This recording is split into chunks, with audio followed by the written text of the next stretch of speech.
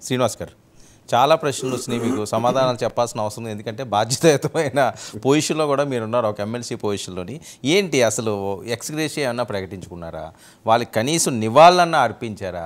ఎందుకు ఇంత జరుగుతుంటే కేసులు వేయలేకపోయారు? గవర్నర్ ఇచ్చిన దాంట్లో లిస్టులు ఉన్నాయా, లేకపోతే రాష్ట్రపతికి ఇచ్చిన దాంట్లో లిస్టులు ఉన్నాయా, వేరే దాంట్లో లిస్టులు ఉన్నాయా?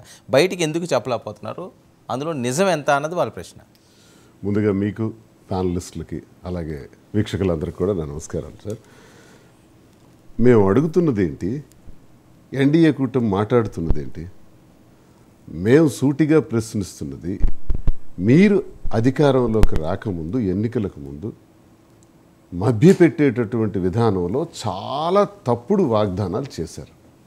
ఆ వాగ్దానాలు అమలు చేసే దిశలో మీరు ముందడుగు వేయకుండా ప్రజలు ఆ వాగ్దానాలన్నీ మీరు అమలు చేస్తారు.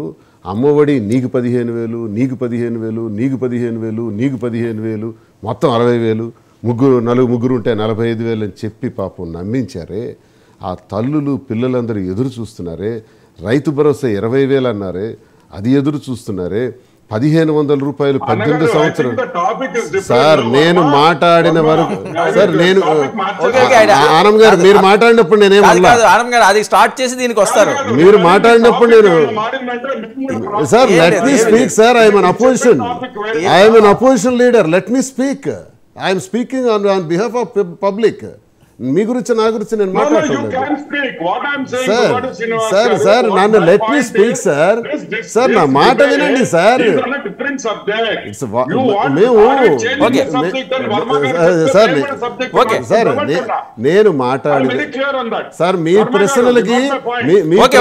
ప్రశ్నలకి నేను సమాధానం చెబుతాను. నా ప్రశ్నలకు కూడా చెప్పేందుకు సిద్ధమవ్వండి అంటున్నా. అయితే ఈ వాగ్దానాలన్నీ ఇచ్చుకుంటా నిరుద్యోగులకు 23,000 ఇస్తామని చెప్పారు, 20 లక్షల ఉద్యోగాలు అన్నారు. ఓకే, మేనిఫెస్టో బ్రహ్మాండంగా ఇచ్చారు. మేమైతే ఆర్థిక స్థితిగతులను బట్టి ఆలోచించి ఇంత అయితేనే ఇవ్వగలమని జగన్మోహన్ రెడ్డి గారు ఇచ్చారు. అది కాదు, ఆర్థిక స్థితిగతులన్నీ తెలిసి కూడా 14 ఏళ్ల ముఖ్యమంత్రి, 40 ఏళ్ల సీనియర్ ఆయన చంద్రబాబు నాయుడు గారు ఈ వాగ్దానాలు ప్రజలకు ఇచ్చేటప్పుడు ఇది నేను అమలు చేయగలనా లేదా అనేది అబ్జర్వ్ చేయాలి. చేయలేదు. చేయకుండా వాగ్దానాలు ఇచ్చారు. సరే, మీ మాట నమ్మి ప్రజలు ఓట్లు వేశారు. మేము ప్రజాభిష్టాన్ని శిరసావహిస్తున్నాం. ప్రతిపక్ష పాత్ర పోషించడానికి మా పాత్ర మేము పోషించడానికి సిద్ధపడతాం. ఇదంతా మేము చేస్తాం. అయితే మీ పని మీరు చేయాల్సింది చేయకుండా కేవలం కక్ష సాధింపు చర్యల కోసమే రెడ్ బుక్ రాజ్యాంగాన్ని అమలు చేస్తామన్న దిశలోనే ఈ ప్రభుత్వం 45 రోజులు దాటి ఇప్పటికి కూడా అడుగులు ముందుకేసుకుని వెళ్తుంది తప్ప ఎక్కడ ప్రజల గురించి ఆలోచించే పరిస్థితి ఒక్కరోజు కూడా నాకు కనబడలా. ఈరోజు నేను అడుగుతున్నాను, ఎవరు చనిపోయారు? 36 మంది అంటున్నారు. ఏం చెబుతాం సార్? మమ్మల్ని కొట్టేసి, మమ్మల్ని చంపేసి